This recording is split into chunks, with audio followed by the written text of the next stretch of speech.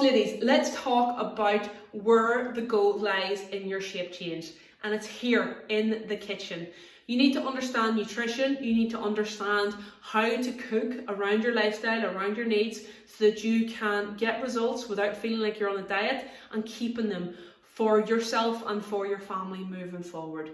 This is where everything changes. If you cannot out-train a bad diet, so even if you're going to the gym a couple of times a day and working really hard, burning loads of calories, and you follow that with 23 hours of poor eating habits, then your shape change won't happen and you're only going to get really frustrated with your results.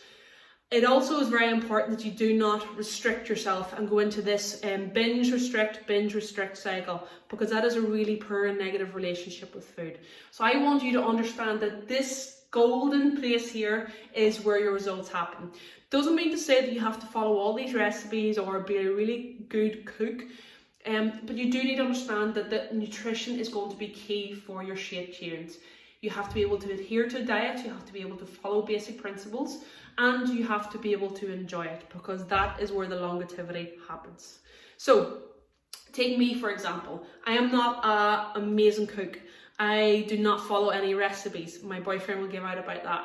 But I've got a really good grasp of what works for me as an individual, what I need, and how I can move forward on a daily and weekly basis in order to give myself a lot of flexibility, have some of the foods I want, eat plenty, but not restrict and get results. So this is where it's going to happen. As you see here, just generally, I have my food parlour, and I also write up different foods that we're going to eat for the week. We've got like a weekly schedule, we've got a daily routine, we've got different notes, and then we've also got a shopping list as well. So that keeps us on track in terms of who's cooking and what we're eating that day. It allows me to understand my calories a lot better and have a good plan and structure in place so that I have plenty of variety and I have a wee bit of flexibility as well. You'll notice here that we've got some recipe books. Typically, not gonna lie, we've got Dervla Root, we've got a few Joe Wickses, we have got James Haskell, and we've also got Jamie Oliver. They're typically our go-to recipe books. And from there, they're quite simple, they're quite quick, and they're minimal ingredients required. Whenever it does come down to plenty of variety, again, all we're looking for is that we've got a large protein source, we've got lots of colour, and we change it up through different sauces that we make ourselves, like coconut milks, and tinned tomatoes, and also seasons and herbs. So they're all nice ways to make a meal a lot different.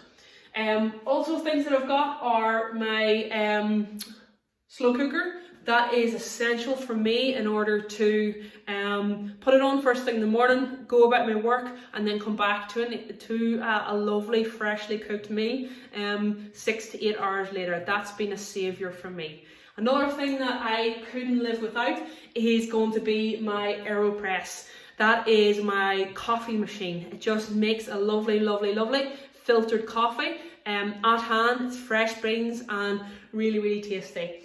Other than that, folks, you just need to understand that this is going to be where the gold lies. So if you go to work and you have a lunch with you every day, you just have to follow the plan.